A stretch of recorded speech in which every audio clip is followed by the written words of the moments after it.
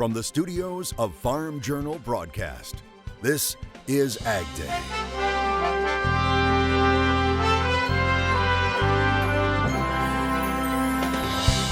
Coming up on AgDay, getting students involved in government. Future leaders get an inside look at how laws are made. I'm here in the nation's capital where the focus is on the China trade war and trade aid. More rain brings more concern for producers, forcing many to start making some tough decisions. We think maybe 4 million acres will go into prevent plant. AgDay, presented by the all-new Chevy Silverado, the strongest, most advanced Silverado ever. Good morning, I'm Clinton Griffiths. Another wet weekend and forecast calling for more rain as grain markets climbing this week. USDA's latest crop progress report confirming what most farmers already know. Planting is still way behind. USDA now saying corn is 49% planted, an improvement from last week's 30%, but still well behind the 5-year average of 80%. Ohio, the furthest behind right now, only 9% planted. It's usually at 62%. Indiana, only 14%, usually at 73%. Soybeans also well off the pace. Only 19% of the crop is planted nationwide. We're usually at 47%. Ohio and South Dakota struggling with just 4% in the ground, usually well over 30% planted. The problem, continuing to be wet weather. Ohio producers only having about a day and a half in the field. Illinois, only about 2.5 days. As we look at the forecast, we really don't see a planting window here going all the way into the end of May and the opening parts of June. In fact, Climate Impact Company, our forecaster that's associated with Ag Resource, is looking for wet weather to continue into the middle of June. This raises the prospect of prevent plant. We think maybe 4 million acres will go in the prevent plant program as we see it today. That means if we have a yield decline of 5 to 6 bushels per acre, we are losing around $1 billion to $1.2 billion in terms of U.S. corn production. Bossy says they've been running the numbers, and for corn farmers with a good APH, payments come out between $340 and $420 per acre if the farm hasn't put down fertilizer. Now, corn isn't alone. Soybean planting is also way behind. Meteorologist Cindy Clausen joins us now. Cindy, it's not over yet. Another round of severe weather expected over the Central Plains. Yeah, that was a crazy setup yesterday, and while we are expecting more severe weather today, the setup is not quite as good as what we were seeing yesterday, but definitely still something that we need to really watch. More severe weather expected, especially as we get into Missouri, down into the eastern parts of Texas and all around in that region. We are looking at another day where we have damaging winds, large hail, and tornadoes will once again be possible. Now, it looks like the greatest threat is going to be as you get especially around the state of Missouri into northern Arkansas. That looks like to be the area where we have the most likely chance of severe weather today. So obviously, pay attention if you are in these areas to your local stations, because you'll be getting obviously the most up-to-date information from your local meteorologist. Well, let's take a look at the wind forecast, because that's going to be a doozy today for a lot of the country. We're going to be seeing strong winds right throughout the plains and into the southwest as we get into the afternoon hours. Look at those winds from the upper Midwest and the northern plains down through the southern plains and into the southwestern United States. Overnight, we see those winds kicking more up into the Great Lakes region, and as we head into our Wednesday, we see those winds expand in the western Great Lakes area into the Corn Belt and also into the southwestern United States. I'll have your national forecast coming up a little later on in the show. Clinton. More rain, more severe weather, and the ever-present threat of flooding, keeping disaster aid front and center in Washington. Senate Majority Leader Mitch McConnell says he will force a vote on a disaster aid proposal this week, regardless of whether the two sides reach an agreement. The House has already passed 2 versions of disaster relief. The latest includes $19 billion for victims of hurricanes, flooding, wildfires, and tornadoes. The Senate needs to work fast. Both the House and Senate leave town for a 10-day break on Friday. We could learn later this week what a second round of China tariff aid for producers could look like. The entire package could cost up to $20 billion. Washington reporter Jim Wiesmeyer telling us the plan is not expected to be based on this year's planning or production because officials do not want to skew the plantings. Now, as far as payment rates, those are still being worked out, but it's reported the payments would likely come in installments. Michelle Rook just returned from Washington, where trade aid is all the buzz. She joins us with the latest from D.C. The trade war between the U.S. and China has escalated, starting on May 10th when the U.S. hiked tariffs from 10 to 25% on $200 billion of Chinese goods. Plus, the U.S. Trade Representative's office is formally preparing another round of tariffs. On May 10th, we also announced that the President has directed us to begin the process for imposing tariffs on essentially all the remaining imports from China, which are valued at somewhere around $300 billion. China's retaliated with more U.S. tariffs to go into effect June 1st. They've increased tariffs on about $60 billion worth of products going into China of up to 25%. Given that we do export a lot of agricultural and food products to China, I could imagine some of those products are going to be on the list. So far, the trade war has put U.S. agriculture squarely in the crosshairs.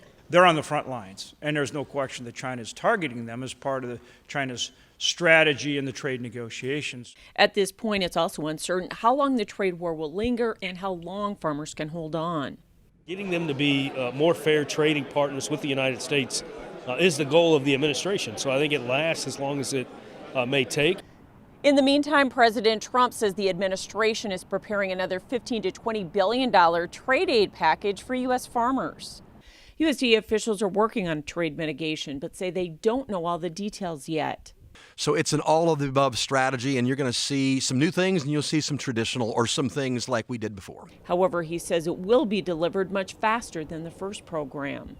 But the intent is to be quick because we want to send a powerful message to, first, our farmers and ranchers and the ag world, but also to our friends around the world that ag is not up for debate. USDA and appropriators are looking at a different formula for figuring market facilitation program payments, so they're more equitable across commodities and use more than just production. And address that issue that most producers either got no crop last year because of weather, or their crop was underperformed from last year. And so our fix will address that issue. They also want to avoid the payments impacting marketing or planting decisions. It's one thing to do it after farmers have planted their crop. It's another thing if they're right in the midst of it. That could change pretty drastically. The one thing lawmakers agree on is that the trade war has lasted longer than expected and farmers need assistance. In Washington, I'm Michelle Rook reporting for AgDay. All right, thanks, Michelle. The trade mitigation program will be paid for through funds for the CCC, or Commodity Credit Corporation, similar to the first program. As for trade talks with China, Reuters reporting no further talks have been scheduled at this point, and Chinese officials are speaking out as to why no agreement was reached at the end of the last talks. The country's foreign ministry spokesman saying that the U.S. tried to, quote, achieve unreasonable interest through extreme pressure, end quote. He went on to say that the last round of talks had a sincere and constructive attitude. The recent wet weather is impacting a host of crops outside the major grains. Up next, we'll talk cotton and cotton markets with John Payne. And the U.S. removes metal tariffs on Mexico and Canada's now responding. Details coming up. Closed captioning is brought to you by BASF. Grow smart with BASF. We create chemistry.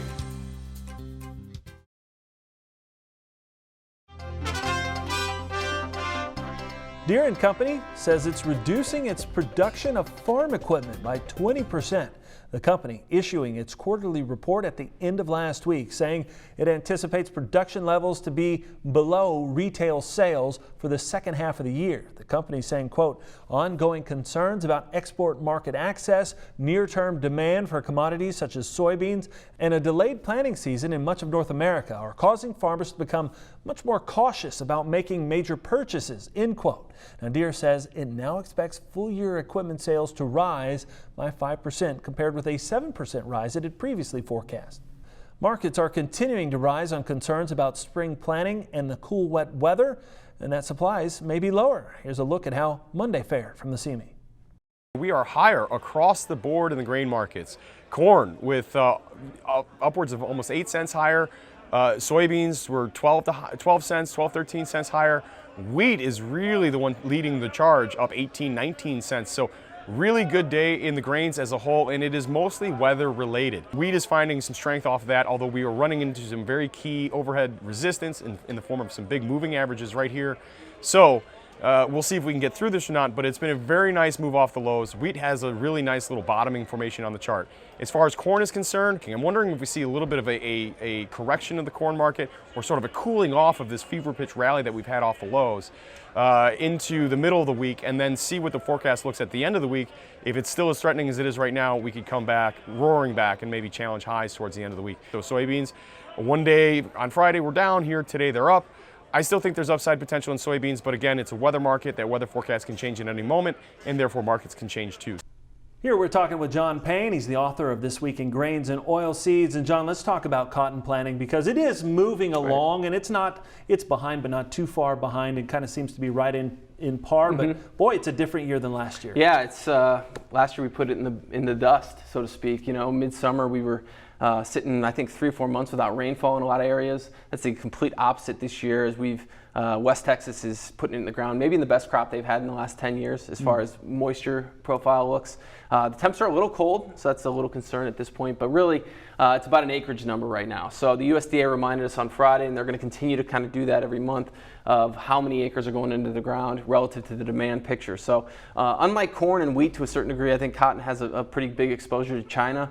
The market has been very correlated to the Chinese stock market of late. So when you wake up in the morning and you see cotton up, it's you know, China's doing well, and then when it's down the last couple of weeks, it's obviously based off of things out east that aren't I guess, demanding of the U.S. supply. So if we have a good crop, we could have 50% bigger supply left over than we did this last year. That would call for lower prices, but again, there's so much uncertainty. I think cotton, more than any other market, has kind of an uncertainty as far as what demand would look like, especially if there's a trade deal. Yeah, what is the contract price that we would consider for 2019 a pretty good spot? Well, I would say 75 cents if you get a chance. We were just there beginning of May. So we've really dissipated here, down about 15% since the first of the month.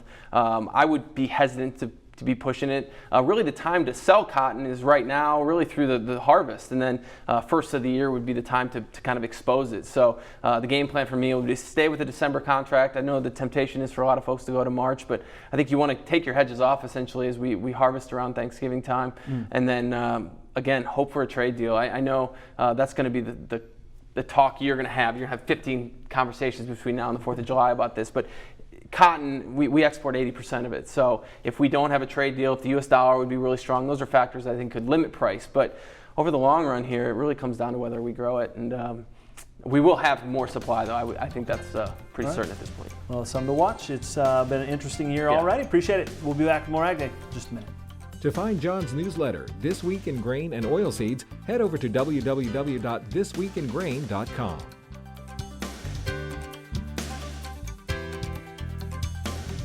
Your next piece of equipment is on MachineryPete.com. Search equipment from dealerships across the country to find what you're looking for. Only on MachineryPete.com.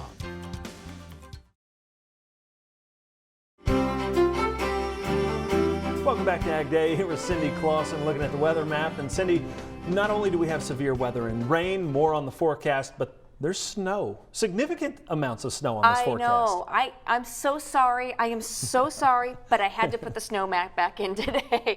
Hopefully it'll be very brief, but there was enough on there that I felt we should. But let's talk about the severe weather and all of the rain that we're going to be getting first. The system, obviously, we're keeping a close eye on today is right here in the Plains states. So not only are we going to have another threat for severe weather, but there's going to be some very heavy rain, and we've already seen some in some of these areas. On the backside, where we have much colder air, we have that snow continuing in much of the Rockies, but even into parts of the Dakotas as well. As we head through Tuesday, that low moves slightly to the northeast. Watch out for those strong storms right on the leading edge of this. Still pretty cold in the west. You've got another low pressure system that is going to be bringing some scattered rain and higher elevation snow into parts of the west. We have one low pressure system then that moves off of the northeast. It's still that nation's midsection storm that we watch for the potential for more showers and thunderstorms moving eastward as we get into Tuesday night into Wednesday morning. Still some snow on the backside as you get those chilly overnight temperatures.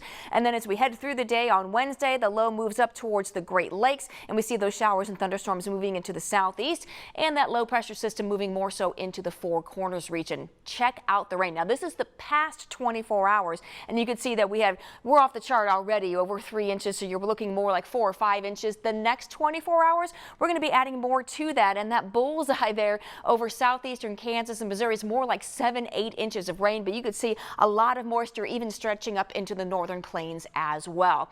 All right. Sorry, but I had to show this because there is enough. We're looking at a foot or more of snow in parts of the Rockies that stretches in through much of the west, even getting into the lower elevations as you get into eastern Wyoming and into the western parts of Nebraska and South Dakota. So hopefully we won't have to show that too much more, but you can see why the temperatures, look at the highs, only expected to be in the upper 30s to around 40 there, but we're 93 in Brownsville. So big difference on which side of the front you are on.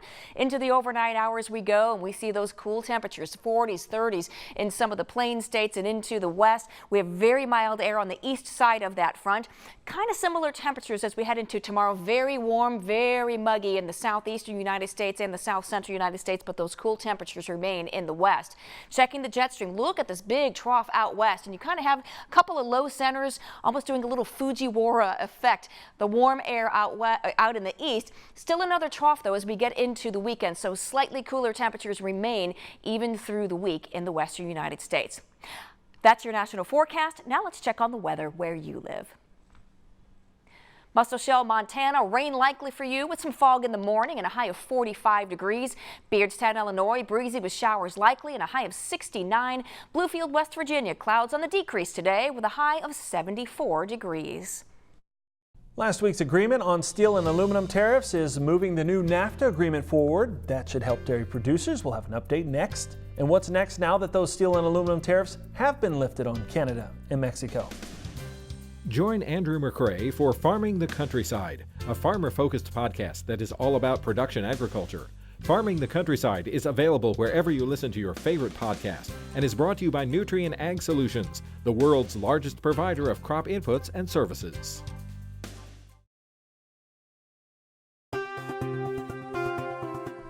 Canada has announced it's lifting its retaliatory countermeasures it put in place against U.S. tariffs on Canadian steel and aluminum. Canadian officials also saying they will move quickly to ratify the new USMCA agreement.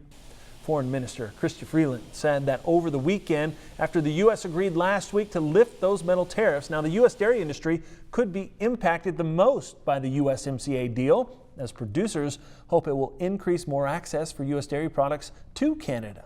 Canada's parliament closes down in June ahead of an October national election. U.S. Vice President Mike Pence said he would meet with Canada's Prime Minister Justin Trudeau on May 30th. Meanwhile, the trade war goes on between the U.S. and China, and a new round of retaliatory tariffs will impact the dairy industry again.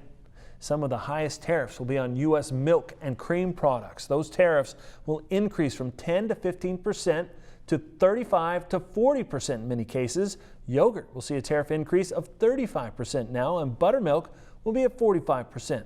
Whey also getting hit, the tariff moving from 6 to 31%. Are there future politicians in your family?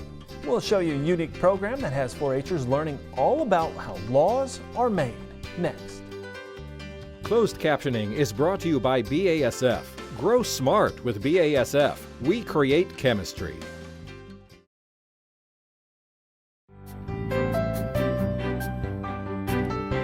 Many of our future government leaders are in high school right now, and a Tennessee 4-H program is helping students who have an interest in service and leadership. Charles Denny takes us along as students visit the place where laws are made. Hanging with your state senator, learning the ins and outs of their job, and maybe taking over someday. These 4-Hers from Cheatham County made the half-hour trip to the state capitol in Nashville. Here, sitting in state senator seats and getting a taste of what it's like to debate and decide our laws. Just walking through these halls is kind of fascinating because no one really gets to see the inside of some of these buildings because I've grown up here all my life. So going around Nashville, I've kind of been curious on what's inside these buildings, so now I actually get to see. UT-TSU Extension helps coordinate Leadership Cheatham County, looking to give young people an understanding of how government works and ways to get involved. We also want kids to be encouraged to get involved, to make a difference, to go to college and then come back to Tennessee and make a difference in their community. Giving a tour, the man who represents these kids in the state Senate, Kerry Roberts, who's looking to train his replacement and perhaps another future politician. I always point out, we've got the portraits of 3 presidents hanging in the Capitol, and I always point out that we could slide those down. There's always room for another one. It's hoped a visit to these chambers might inspire these youngsters to pursue politics. When we can combine youthful curiosity with caring, we just might have found our future leaders.